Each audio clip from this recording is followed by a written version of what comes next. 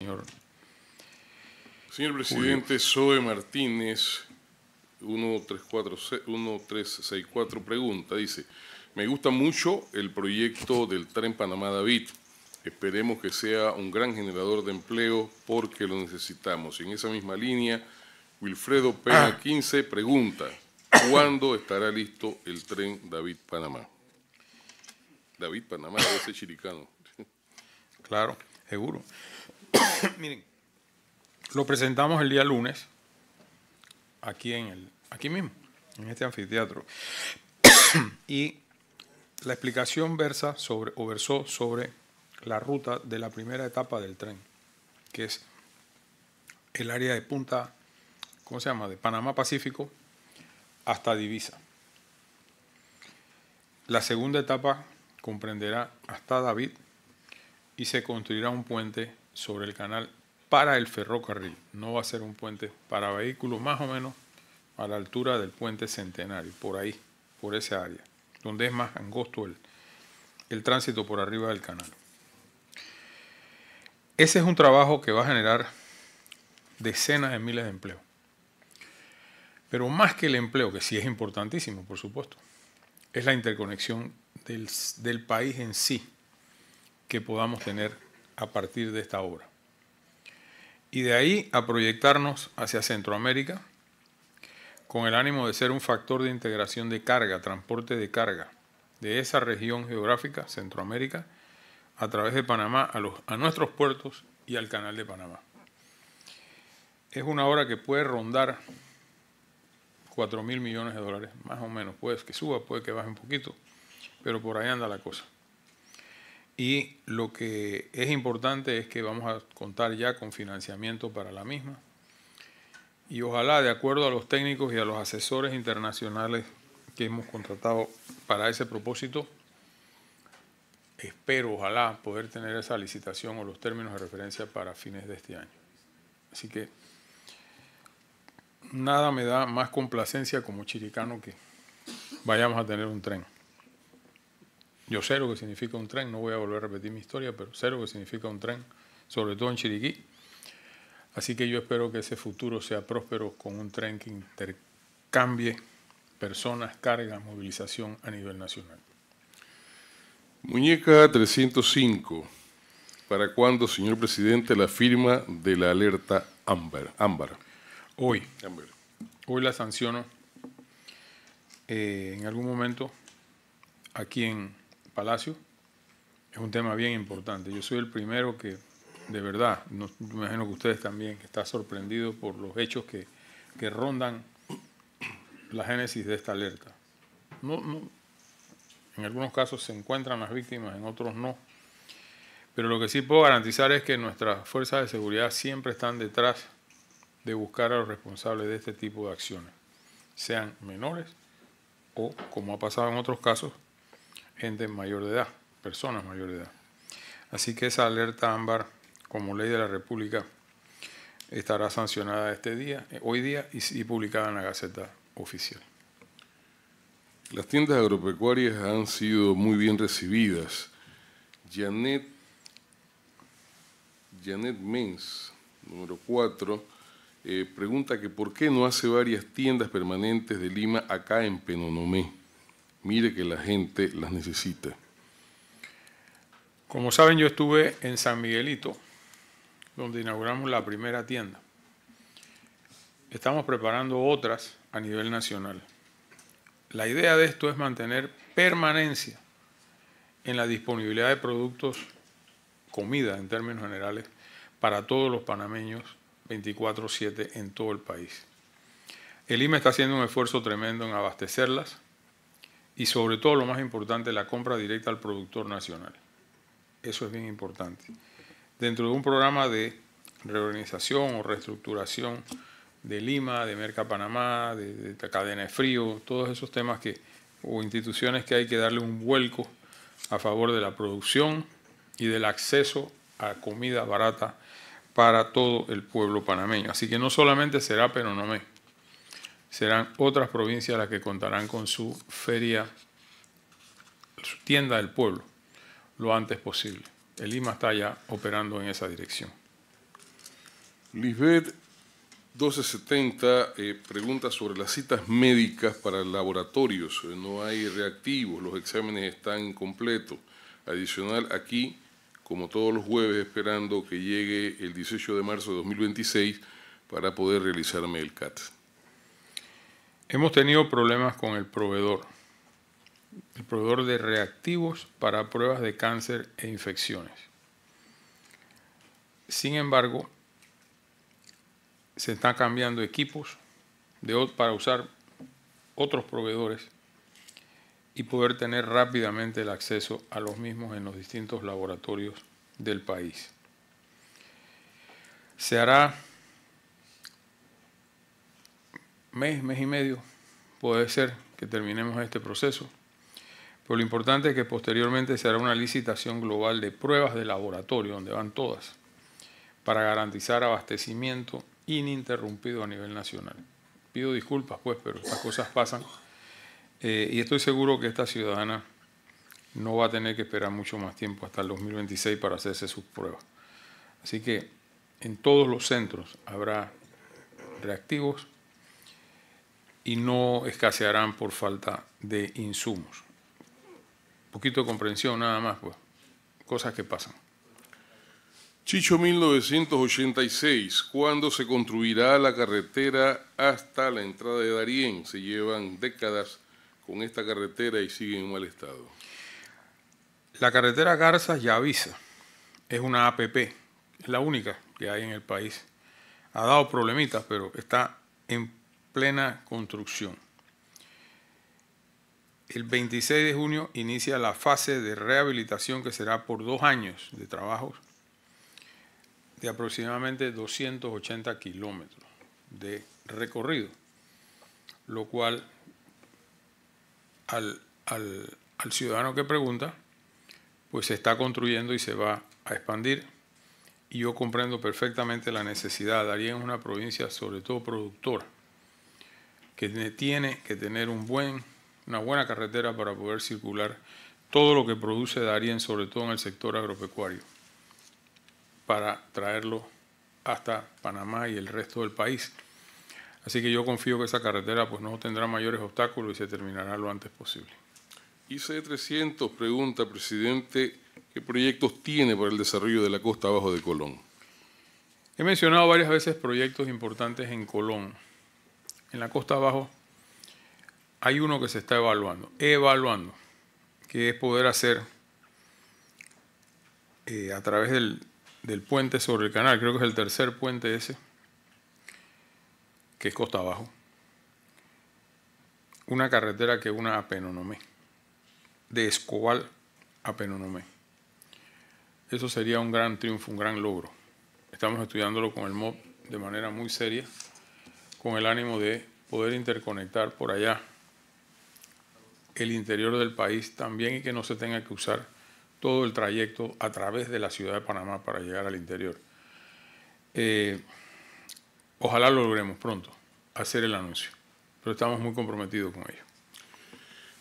Lo último no es una pregunta, presidente, sino una sugerencia. Asesoría Legal Palacio dice, siga adelante, señor presidente. En eso estamos y no paro. Gracias. Preguntas de ustedes. Abrimos el periodo de preguntas de nuestros amigos periodistas. Aleina Espinosa, de Radio Shock.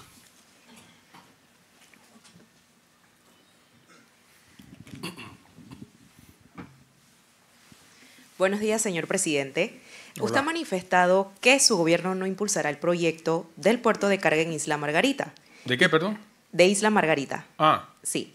Y que la concesión a Panamá Colón Container Port fue mal otorgada, dado que esas tierras están en la entrada del canal y tienen un alto valor estratégico, especialmente en el actual contexto geopolítico, con el que endurecimiento de tarifas globales y la reorganización de cadenas logísticas. Dicho esto, ¿cuál es el plan de su administración para aprovechar ese terreno que es clave para el país y su competitividad marítima? Gracias. La Junta Directiva de la AMP ya canceló esa concesión. Los que somos más viejos podemos dar fe de las décadas que tiene Isla Margarita echando cuentos. de uno en otro. Y no tiene nada que ver con otro aspecto que no sea poner orden, sanear un área importantísima en Colón, en la entrada atlántica del canal, para abrirle una licitación internacional. Hay varios jugadores importantes a nivel internacional interesados en ese sector del Atlántico para el tema logístico y marítimo. Así que seguiremos adelante para poder, ojalá pronto, culminar todo ese proceso y abrir una licitación internacional para sacar a Isla Margarita del marasmo en que se encuentra desde hace tanto tiempo. Gustavo Guerrero, 24/7 Noticias. Buen día, señor presidente. El ministro Moltó dijo en una entrevista que el concentrado de cobre almacenado en la mina tiene un valor aproximado de 200 millones. Hace 2 meses usted mencionó que había autorizado la exportación. ¿Cuándo se realizará esto para que el dinero entre a la economía del país? El ministro Moltó estará con ustedes después de mi intervención. Yo sí preferiría que estos temas que él maneja más al detalle que yo le dé su respuesta. Acuérdaselo al ministro Moltó para ¿Cómo no, señor? que le responda acá, amigo. Jean-Marc Gaudin, Le Figaro, diario francés. Wow. Good morning, Mr. President. Good morning. The memorandum of understanding your government signed with the U.S. specifies that any arrival of U.S. personnel on Panama territory has to be approved. Since the signing of this agreement, did you have any demand from the U.S. to authorize the arrival of new U.S. personnel? No. It is true that the agreement may provide authorization from Panama to permit certain number of personnel from the U.S. forces. But so far, there isn't any in Panama, no request of approval from the United States side.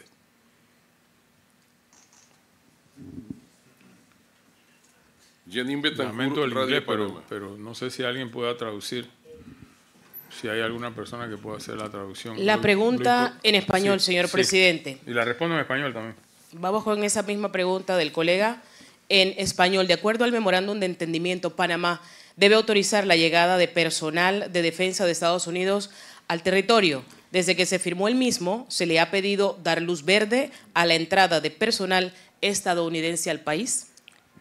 La respuesta es no. No ha habido ninguna solicitud de Estados Unidos en función de ese memorándum. Y cuando se dé, pues se anunciará por parte del Ministerio de Seguridad, que es el ente del Estado panameño rector de ese acuerdo. Janine Betancourt, Radio Panamá. Buen día, señor presidente. Presidente, en los últimos días hemos visto una acumulación de temas importantes. La reducción del tamaño del Estado avanza lentamente, mientras que el aumento de salarios para los magistrados por insistencia fue aprobada con rapidez. Además, persisten cuestionamientos en torno a la planilla de la Asamblea Nacional. Quisiéramos conocer por parte de Radio Panamá su opinión al respecto y sobre todo saber si estaría dispuesto a sentarse en un diálogo nacional con todos los actores, pero un diálogo real donde ambas partes estén dispuestas a hacer sacrificios. Tremenda pregunta. Sí es cierto, la reducción del Estado avanza, no es con la rapidez que yo quisiera. Porque esto es una maraña de legislación que hay que impide la misma. Sin embargo, estoy avanzando hacia allá. He mencionado casos concretos como el BDA, como el Banco Hipotecario, como el Ministerio de la Mujer, que estamos avanzando en esa dirección. Hay leyes de todo tipo para proteger a todo tipo de funcionario público, con razón o sin ella. Eso hay que superarlo de alguna manera con una ley nueva de carrera administrativa que está trabajándose ya casi terminando, con el ánimo de presentarla a la Asamblea. Los temas de la Asamblea, su planilla, no tienen nada que ver conmigo, ni el Ejecutivo. Yo ni nombro ni voto en la Asamblea, y mucho menos pongo salario. Así que ese es un tema de ellos y la Corte igualmente.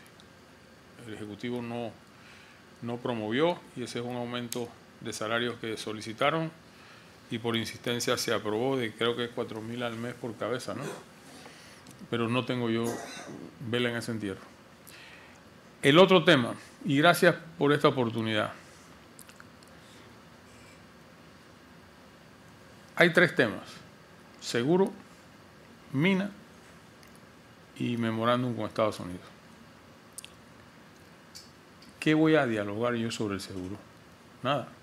Esa es una ley de la República que se aprobó, como dije al inicio de mi intervención hoy, con 48 votos de la Asamblea de Diputados electos por este país, que así decidieron aprobarla.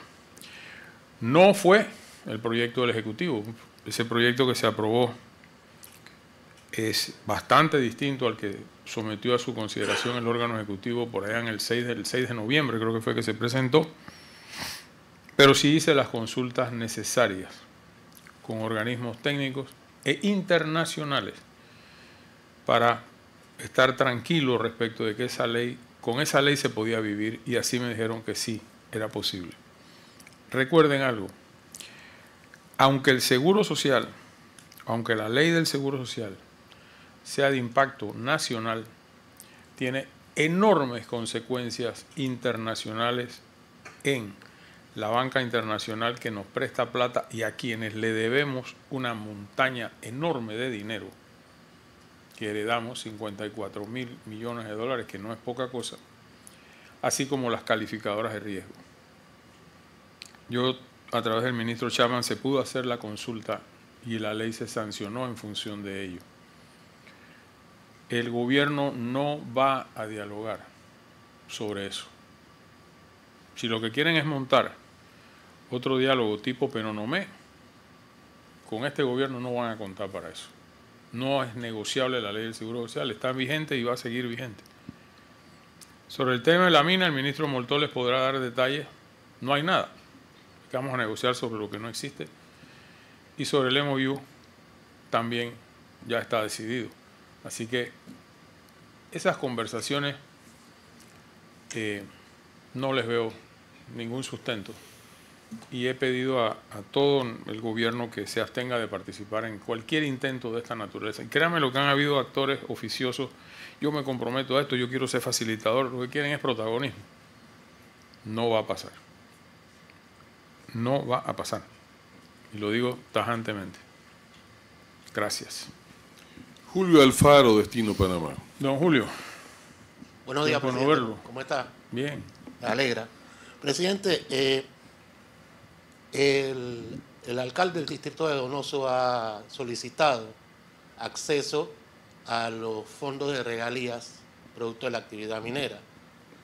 No sé si el ministro de Comercio me lo contesta o usted tendría algún detalle que ofrecerme al respecto. ¿Qué regalías va a haber si no hay operación de mina? O sea, yo no no recibo ninguna solicitud. Supuestamente son regalías pendientes por un monto de 33 millones de dólares. No estoy al detalle en eso y pregúntele al ministro de Comercio ahora que viene, pero yo no lo sé, sinceramente. Y en todo caso esas son regalías que debió pagar la empresa, no el gobierno. Exacto. Como yo entiendo la cosa. Okay. Así que, está bien. Gracias, si no hay mina, no hay regalía. Ok, gracias, presidente. Sencillo. Muchas gracias, señor presidente. Hasta aquí las preguntas de los medios. Como le informamos, nuestra conferencia de hoy tiene un formato distinto. Agradecemos la intervención del señor presidente y vamos a invitar ahora a los ministros Julio Moltó del Ministerio de Comercio e Industria y Felipe Chapman del Ministerio de Economía y Finanzas. Les agradezco. A quienes van a luego el próximo juego a todos. Salud. Gracias, señor presidente.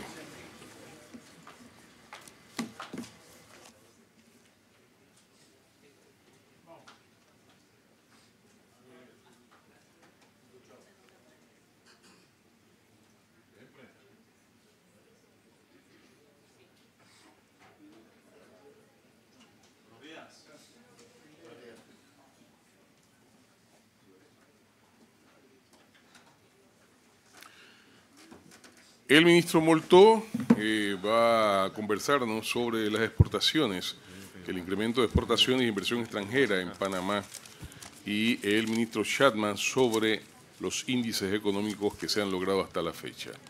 Señores ministros, por favor. Don Julio, arranca mi querido ministro Chapman primero, ¿ok? Con las proyecciones económicas.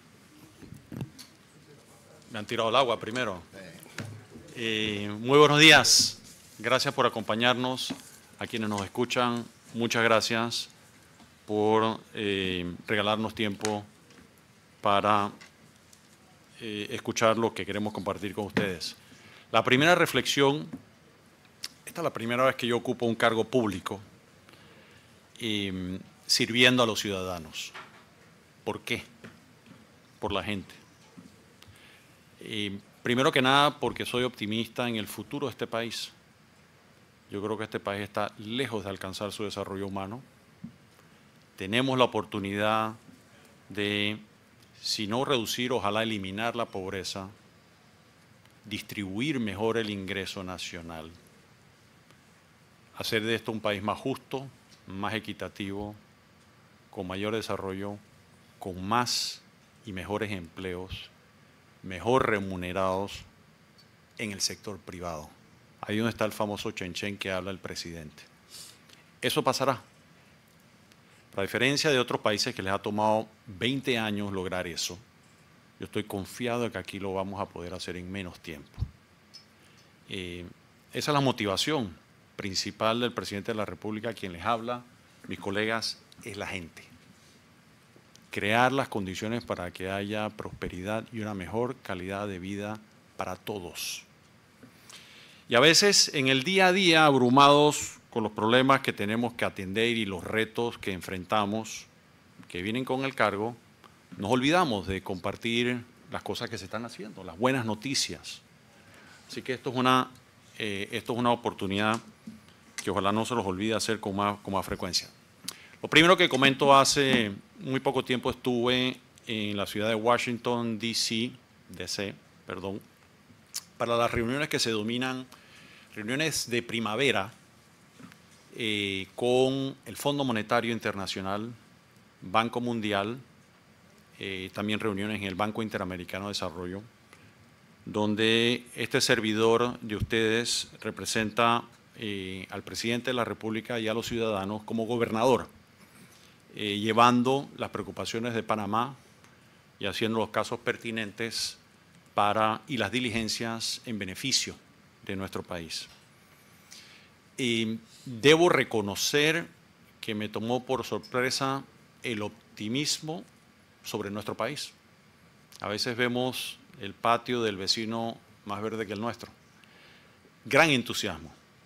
E inclusive, bueno, lo primero fue que tampoco me lo esperaba, el Fondo Monetario Internacional, que es el referente en el mundo sobre proyecciones económicas, lo siguen los mercados, lo siguen las calificadoras, lo siguen el que viene e instala un nuevo negocio en un país para crear empleo.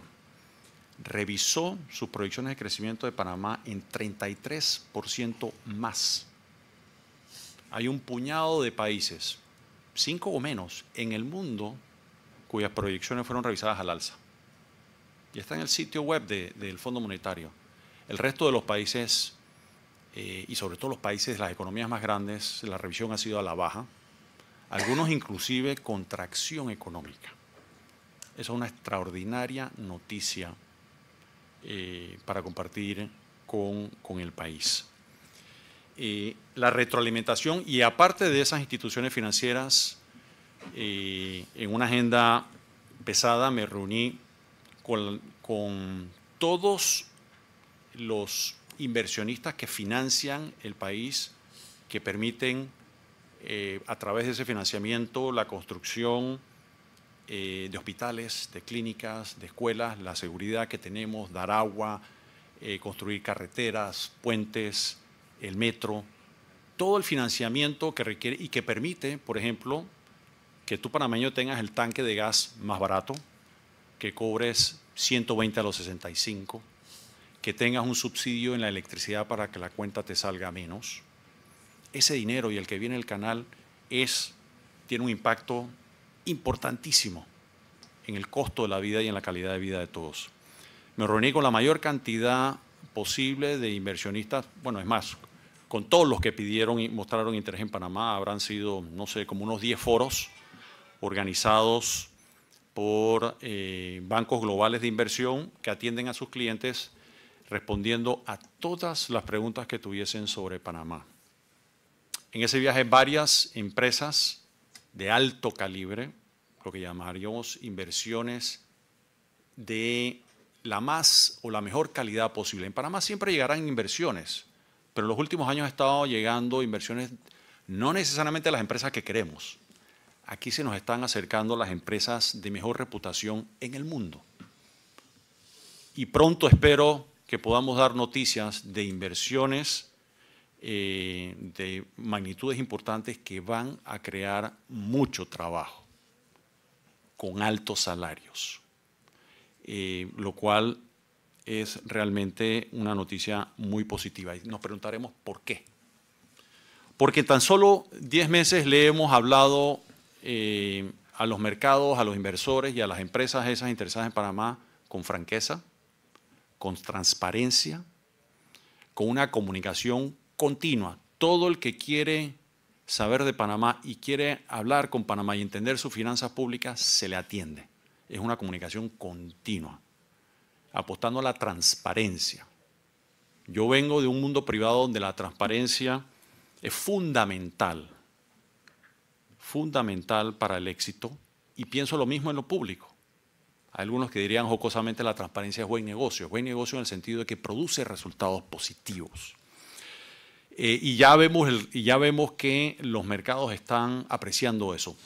Ejemplo, hemos logrado mantener la calificación de riesgo de 2 calificadoras que antes que iniciáramos esta gestión todo el mundo daba por descontado que se iban a perder. Hemos logrado mantenerlas hasta el momento. Y eso viene apalancado no solamente esta comunicación transparente donde ya el mensaje alto y claro es: aquí no se esconde nada debajo de la alfombra. Lo que es lo que es y se comunica abiertamente. Como mencionaba el presidente de la República, también me tomó por sorpresa, más allá de las consultas que él me pidió que realizara con organismos internacionales y con expertos en pensiones alrededor del mundo, este servidor de ustedes, para verificar que lo que se estaba haciendo, lo que salió de la Asamblea fuese sostenible, recibimos retroalimentación casi que unánimemente positiva sobre una reforma que nos dice, desde el punto de vista de pensiones, han logrado lo que muy pocos países han logrado. Un sistema donde se garantizan las pensiones, las jubilaciones de todo el que ya está jubilado, que de otra forma no se hubiera podido pagar, y mejores jubilaciones para los jóvenes. Es más, muchos me preguntaban cómo lo lograron. Y lo que yo comentaba al inicio es, bueno, no es la ley que queríamos, pero se logró conversando, discutiendo, analizando lo que es un proceso democrático, institucionalmente democrático. Es decir, ustedes no nos ven a ninguno de nosotros protestando en la calle porque no se aprobó la ley que queríamos. Se aprobó lo mejor que se pudo lograr entre panameños, construyendo entendimientos, consultando,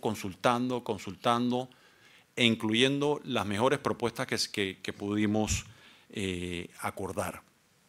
Eso, paradójicamente, ha recibido aplausos fuera del país de quienes arriesgan su dinero, no sus palabras, arriesgan su dinero en este país. Es un mensaje muy poderoso, como decía el presidente de la República, que sí, no hemos tenido el éxito en comunicarlo suficientemente para transmitir las bondades de la ley y lo que los panameños, no este gobierno, lo que los panameños hemos logrado por nuestra gente. Eso es importantísimo recalcarlo. Esto no se trata de un beneficio para el país ni este gobierno que es transitorio. Como dice el presidente, terminado este gobierno, tanto él como este que está aquí, yo regresaré a mi vida privada, pero con la satisfacción de haber ayudado al panameño a que tenga una jubilación garantizada y mejor jubilación para los jóvenes, sin privatizar, pensando en la gente, mejorando las jubilaciones, ajustándolas por el costo de la vida.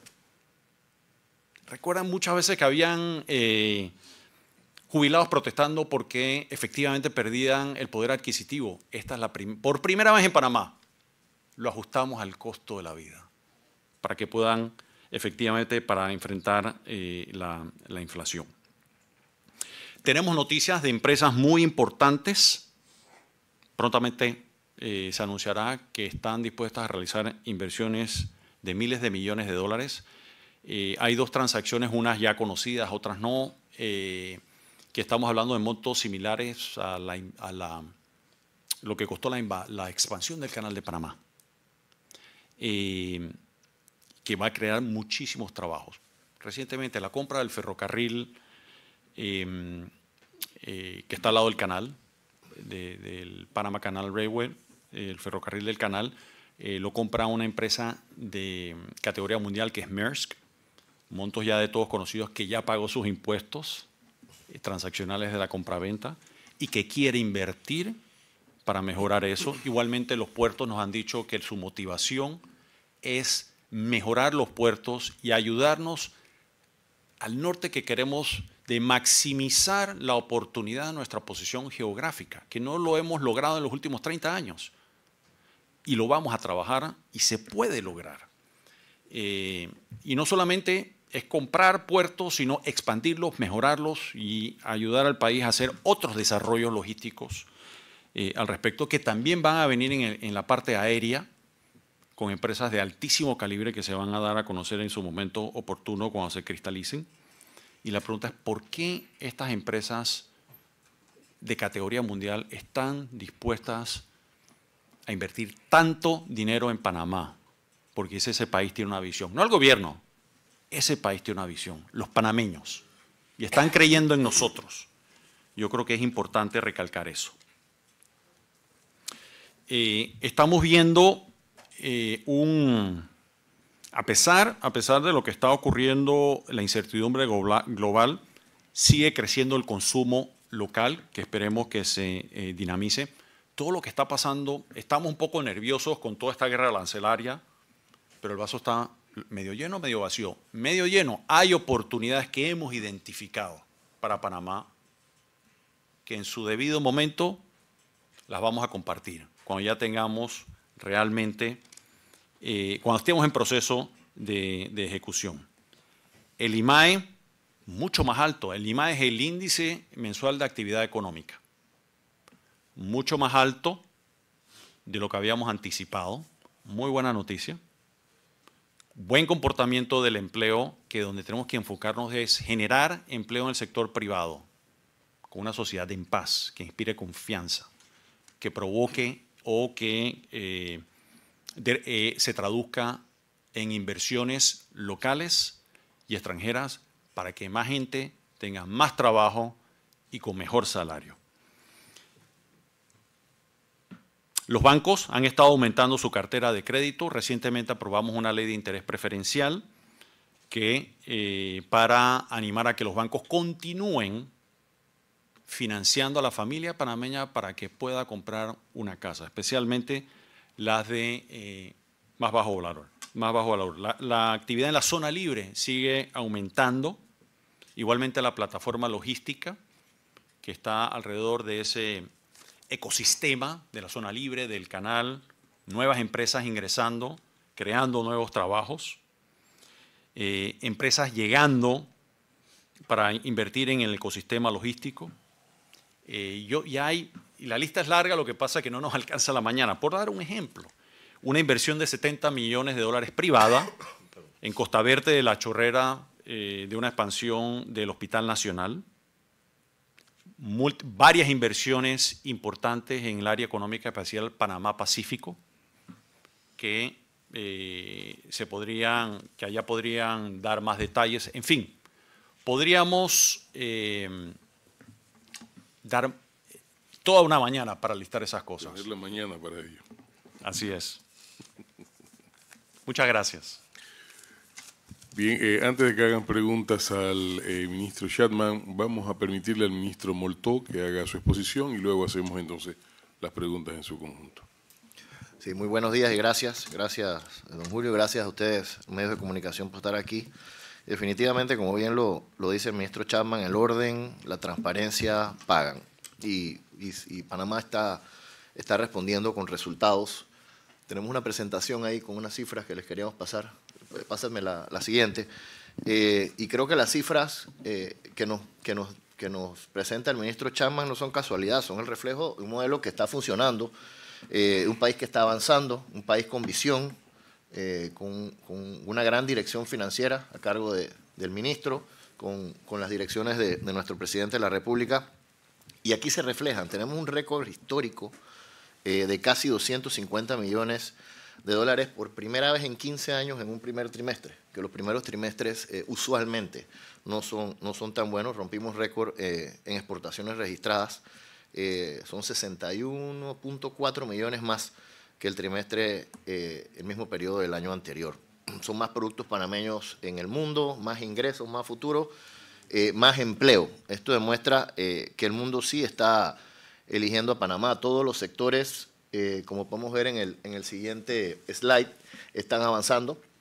El sector agropecuario, con 71.8 millones, así se dividen los casi 250 millones de dólares entre el sector agropecuario, agroindustrial, la pesca acuícola y obviamente nuestros industriales. Todos los sectores han crecido doble dígito. Panamá se está moviendo desde el campo, desde la industria, desde los mares, en una sola dirección a un desarrollo integral y regional de mano de la gente que siembra con esperanza, que se transforma, de la innovación, de los que cosechan con orgullo, empresas que están exportando chocolate hasta Estados Unidos. Nosotros estamos exportando agua envasada a Emiratos Árabes, huevos al Caribe, por darles algunos ejemplos de empresas que están panameñas exportando, que son las que han permitido que este compromiso, ese logro con calidad, declarando productos de orgullo nacional, apoyando lo nuestro y llevándolo con firmeza al resto del mundo, con el sello, de hecho, en Panamá, que no es solo una etiqueta que damos en el Ministerio de Comercio. Y pronto para ustedes también vamos a tener una presentación respecto a un cambio que queremos hacer en esto. En el siguiente slide podemos ver también a dónde van las exportaciones de Panamá. Por primera vez tenemos a los Países Bajos en primer lugar. 30 millones de dólares son en banano. Y esos 5 millones adicionales son de sandía panameña. Sí, señores, la sandía panameña se consume en Europa. Taiwán está en segundo lugar y Estados Unidos, que es nuestro socio comercial y aliado estratégico, tiene un crecimiento de 40% también, sobre todo en productos de mar, pescados y camarones. No son logros aislados. Definitivamente en nuestras giras que hemos hecho al interior, sobre todo con el tema de la sandía, a mí me impresionó mucho. Fuimos a la compañía, se llama Potuga Fruits, si mal no recuerdo, y tuvimos la oportunidad de acompañarlos, cerrar un contenedor que iba de exportación para Países Bajos en Europa. Otro producto panameño que se consume en mercados con altas exigencias y con alta calidad. Panamá está exportando valor. Estamos construyendo confianza internacional gracias al trabajo que se ha venido haciendo con el equipo de gobierno y del presidente, abriendo puertas para que más panameños se sumen. Todo esto genera empleos. Todo esto se hace con un sentido y con un propósito. En el siguiente slide podemos ver el valor consolidado, incluyendo nuestros regímenes especiales, lo cual genera más empleo, más inversión, y más desarrollo con equidad. Panamá alcanzó casi 324 millones de dólares en exportaciones totales durante el primer trimestre, incluyendo estos regímenes cuando lo sumamos. Y estos regímenes en solo 4 meses han generado más de 3.000 empleos presentes y futuros, sobre todo en el área de las zonas francas, movilizando una inversión de alrededor de 98 millones de dólares. Y no son discursos, son hechos, son logros. La generación de empleo, como todos sabemos, no es una tarea del gobierno, es un logro y es compromiso de la empresa privada, la audacia de nuestros emprendedores, el empuje de nuestros productores también y el respaldo que todos los panameños le dan a su país, porque el empleo no es solo una estadística, es esperanza, es dignidad, es derecho a construir un futuro mejor. Por eso este crecimiento no debe ser solo motivo de orgullo, sino para el gobierno, sino llamarlo a una acción colectiva, porque si todos empujamos, el Estado avanza, el país avanza y el gobierno avanza. Tenemos muy buenas noticias. En el siguiente slide podemos ver en específico el tema de las zonas francas. Entre julio del 2024 y abril del 2025, 25 nuevas empresas se instalaron en zonas francas, con una inversión acumulada de 181 millones de dólares, Lo pude ver y lo pude palpar en una zona franca, empecé en Las Cabras, que el Consejo de Gabinete emitió un concepto favorable para duplicar el área que van a utilizar para crear un ecosistema que los ayude. Me tocó ahí también cerrar un contenedor que iba de exportación a Estados Unidos con ron envasado en Panamá. Así que definitivamente la economía está creciendo desde nuestras regiones, desde el interior, se está produciendo con calidad y con mucho orgullo. En esa zona se mezclan y se envasan alrededor de 40 marcas de ron, inclusive ron panameño que no se vende ni en Panamá, sino que se vende exclusivamente en Europa. Eso demuestra que las zonas francas no son una apuesta teórica, son un modelo probado que funciona, que genera economía y que genera empleo, sobre todo porque el país tiene reglas claras, visión de país y apuesta por la inversión extranjera directa. Estamos avanzando, lo estamos haciendo con hechos.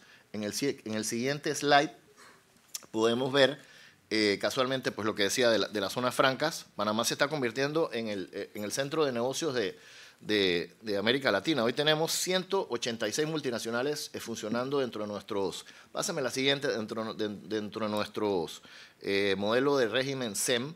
Estas multinacionales generan 10.000 empleos y 5.000 de esos empleos son ocupados por panameños. Yo personalmente me reuní con 60 de estos ejecutivos hace menos de un mes, casualmente para poder sentir de primera mano y poderles brindar el apoyo que el gobierno y el compromiso que el gobierno nacional tiene con la inversión privada, decirles que la inversión privada se respeta y el que invierte en Panamá cuenta con reglas claras, estabilidad y seguridad jurídica sobre todo. Esta apuesta es respuesta del gobierno con trabajo serio, para que ellos puedan generar más empleos, más oportunidades y un futuro para su gente.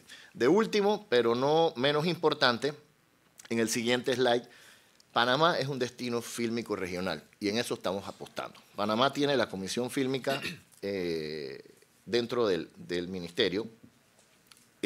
Solo para este año, Panamá ya tiene reservadas 16 producciones audiovisuales internacionales, generando más de 2.400 empleos cuando se están firmando aquí. Son inversiones que rondan casi los 21 millones de dólares, 55% más de lo que generamos en el primer semestre del año pasado. Panamá está posicionado en esta industria, se está posicionando con su directora, la señorita Arias, y con nuestra viceministra Benedetti, que también está trabajando muy duro. Panamá se está convirtiendo en un escenario natural y versátil.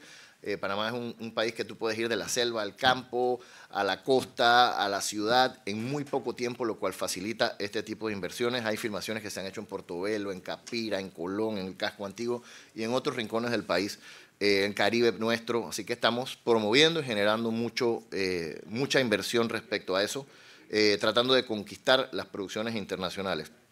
Al final, todos estos números demuestran que Panamá no promete, Panamá entrega.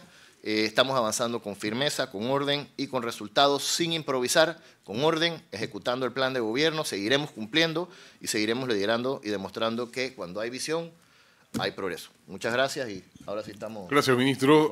Se abre el periodo de preguntas, estimados amigos. Buenos días, señores ministros. Tengo dos preguntas. Una para el ministro Moltó. Usted dijo en una entrevista que el concentrado de cobre almacenado en la mina tiene un valor aproximadamente de 200 millones de dólares.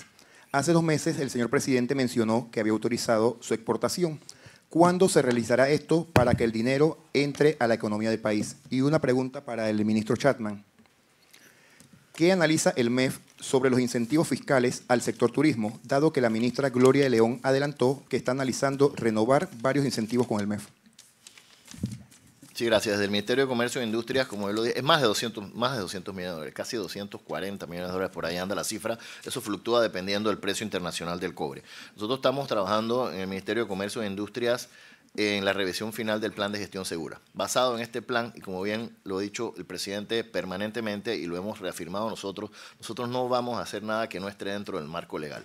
Así que en consulta con el equipo legal estamos trabajando en el plan de gestión segura para entonces después proceder a ver cómo legalmente nosotros podemos proceder con la exportación de ese material que ya está procesado ahí y que definitivamente hay que hacerlo pronto porque se deteriora con el tiempo y a pesar de que no es grave la condición ambiental que puede generar, sí puede generar un problema ambiental, así que prontamente estaremos teniendo noticias después que el equipo legal revise las opciones.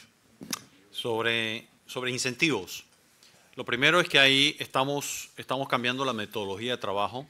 Aquí no se toman decisiones por intuición ni usando el olfatómetro. Eso es importante aclararlo. Todo incentivo se revisa, se analiza, se estudia. Si produce un valor neto positivo para el país, se aplica. Caso contrario, no se aplica. Es decir, se hace un estudio riguroso. En el caso de turismo, todavía no hemos recibido la solicitud específica de ello, pero se hará el análisis. Y si en efecto que ya existen metodologías internacionalmente aceptadas, aquí no es reinventar la rueda. Y si el valor que arroja el análisis es positivo, entonces este ministro no tiene reparo en apoyarlo. Ahora bien, si el análisis arroja que el resultado es negativo, es decir, le cuesta más al ciudadano por medio de sus impuestos, no contaría con mi apoyo por razones obvias y lo sustentaría con números y con un análisis riguroso, no simplemente por capricho. Porque yo vengo de un mundo donde las decisiones se toman por análisis, con datos duros y no basados en la intuición, o es que yo creo y me suena conveniente. Y los ciudadanos pueden estar de acuerdo, pueden estar seguros en que su dinero, que está en un rol que llaman técnicamente fiduciario, que lo maneja uno como un buen padre de familia, solo se utilizará para incentivos si le va a producir buenos resultados. Hitler Cigarruista, de Capital Financiero. Buenas tardes, ministros. Ministro Chapman, la Asociación Bancaria ha solicitado una reforma a la Ley de Interés Preferencial. Ellos señalan dos temas que fueron incluidos en la ley y que consideran que no fueron consultados debidamente con el sector privado. El primero es el tema del artículo 12, que obliga a los bancos a negociar con los prestatarios, los que reciben el beneficio de la ley. Y ellos señalan que ellos siempre han negociado con sus clientes, pero que no ven positivo que se establezca una ley la obligación de negociar ni tasa de interés ni letra, que es lo que más o menos establece el artículo, y ellos señalan que eso habría que cambiarlo porque si no, muchos bancos dejarían el nicho de mercado de interés hipotecario. Y el otro tema es el 2% del impuesto de transferencia de bienes inmuebles que afecta al sector inmobiliario. Los bancos también señalan que esto afecta al sector inmobiliario y que eso también sería un tema a reformar por considerar que es un aumento del 80% del impuesto que se paga cuando se hace una transferencia de un bien inmueble. ¿Cómo lo ve usted, ministro? Muchas gracias, Hitler. Yo comparto la aprehensión del sector bancario. Yo vengo del mundo financiero, he otorgado préstamos, entiendo los riesgos y comparto la preocupación de cambios que se le hicieron a una ley distinto a lo que nosotros presentamos. Ese es el proceso legislativo, están en toda su facultad y derecho. Y comparto, es decir, esos cambios que se introdujeron en la ley, en efecto, yo creo que se deben revisar. Y en el momento oportuno serán revisados ambos temas. Sobre la consulta, en efecto, coincido con ellos que esos dos cambios que se introdujeron en la Asamblea no fueron consultados hasta donde yo también tengo entendido. Sin embargo, el proyecto o el anteproyecto de ley que se presentó sí fue consultado, igual que lo del Seguro Social, a la saciedad. Se recibió retroalimentación de todos los bancos que están en la actividad de otorgar hipotecas, de quienes construyen viviendas. Es decir, se nutrió de la retroalimentación de los actores de mercado y pasó por todo un proceso de consulta para... ¿Cuál es el objetivo? El objetivo al final del día lo que queremos es que se construyan viviendas y que haya alguien dispuesto a financiarlo. Un enfoque práctico, enfocado en resultados. Y por eso se hace esa tarea de consulta, para asegurarnos de que en efecto tengan los resultados o cumplan los objetivos que estamos persiguiendo. La propuesta los cumplía. Pero, como sabemos, es facultad del legislativo propia, es un órgano completamente independiente en el cual el Ejecutivo no tiene injerencia. Muchas veces los panameños piensan que es que el Ejecutivo controla el Legislativo. No. Es un proceso, son 3 órganos del Estado totalmente autónomos e independientes. Aquí ha sucedido algo similar como lo de la Caja de Seguro Social. Lo que se aprobó no es lo que a mí más me gusta, pero es el proceso de institucionalidad democrático, que como demócrata y creyente en el sistema democrático me toca aceptar. Como dijo el presidente, la Caja de Seguro Social aprobada por 48 diputados. No recuerdo el número de diputados que aprobaron los cambios a la ley de interés preferencial, pero hay que reconocerlo que tiene total legitimidad. Ahora bien, si lo que queremos, y enfoquémonos en el objetivo, que continúen participando, que hayan casas, que hayan hipotecas, bueno, tanto esos actores como nosotros tendremos que hacer la tarea de tratar de convencer a los diputados de revisar esos temas para asegurarnos efectivamente del objetivo, que la familia panameña pueda comprar una vivienda. Nombre y medio. ¿Alguna pregunta más? Sí. Buenos días, Rafael Ruiz de Radio Red. Sí, quisiera saber cuándo se pagó la transacción en impuestos del tema del ferrocarril y también si se puede conocer los nombres de las empresas que van a invertir millones de dólares en Panamá y para cuándo se podrían dar a conocer los empleos que se generarán en el país. ¿Será este año o el próximo año? Gracias. Sí. Lo primero, la transacción del ferrocarril es de conocimiento público y lo pueden buscar en Internet. No recuerdo la cifra exacta, superior a 600 millones. Se pagó ya el impuesto que llamamos de ganancia de capital, donde el comprador retiene en la fuente 5% de la transacción y lo remite a la Dirección General de Ingresos, que es aplicable al vendedor, por supuesto, que me parece, si no me falla la memoria, era más de 34 millones de dólares, que obviamente no estábamos esperando, lo cual es muy positivo. En términos de los empleos exactos, la cantidad y cuándo se van a dar, la empresa oportunamente los comunicará. Y esto es producto, fíjense, muy interesante, esto es producto a raíz de la decisión que toma la empresa tenedora de los puertos de Panama Ports, que es C.K. Hutchison, de vender no solamente sus puertos en Panamá, sino en el mundo, fuera de China, lo cual obviamente en este mundo logístico hace que las piezas se muevan. Todos sabemos que Maersk, que dicho sea de paso, hubo muchos proponentes para que presentaron, se le acercaron a Hutchison, escogieron a este. Eso es un tema que habría que preguntar a ellos si fue por términos o condiciones, las razones que sean, que ignoramos nosotros.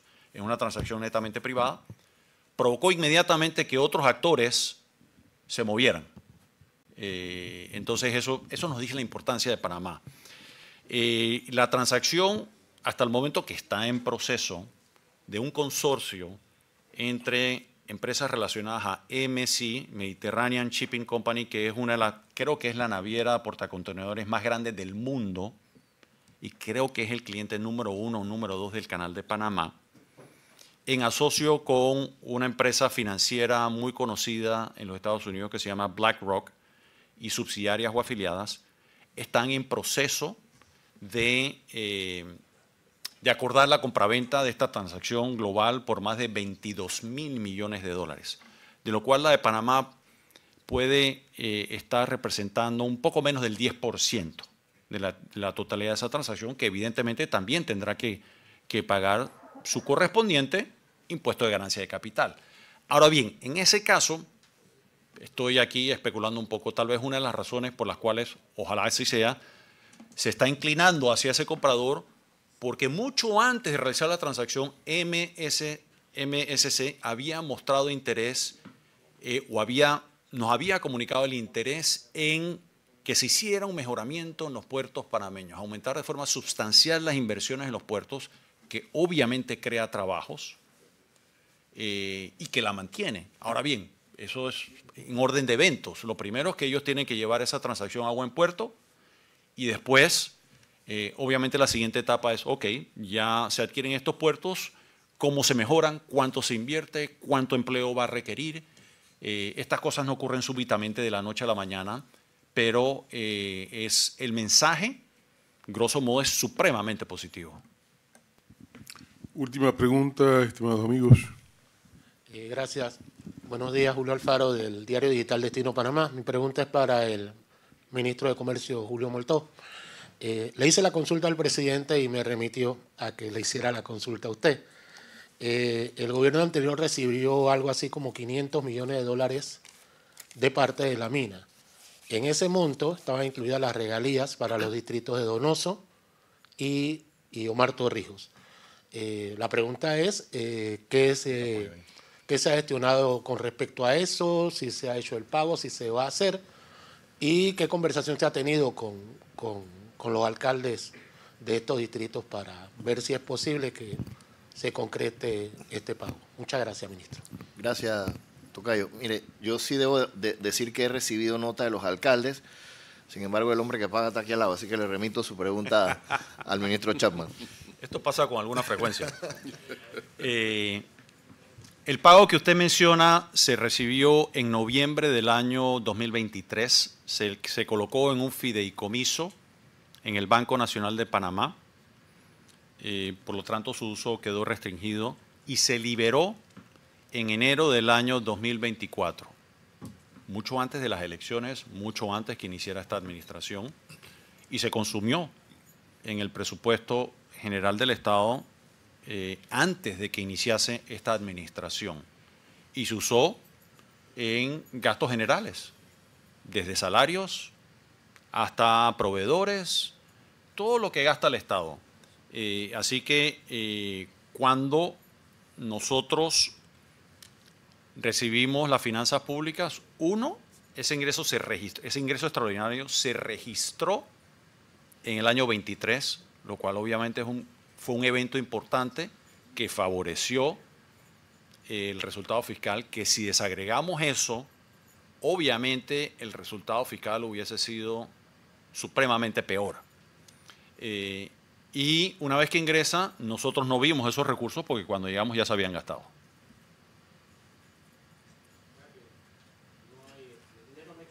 No, yo no he dicho que no existe.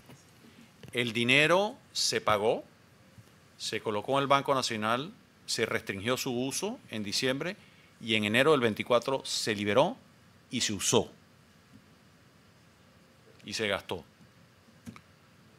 Bien, amigos, gracias, señores ministros Moltó y Chapman, por su intervención y gracias a ustedes también por sus preguntas. Ha terminado la conferencia.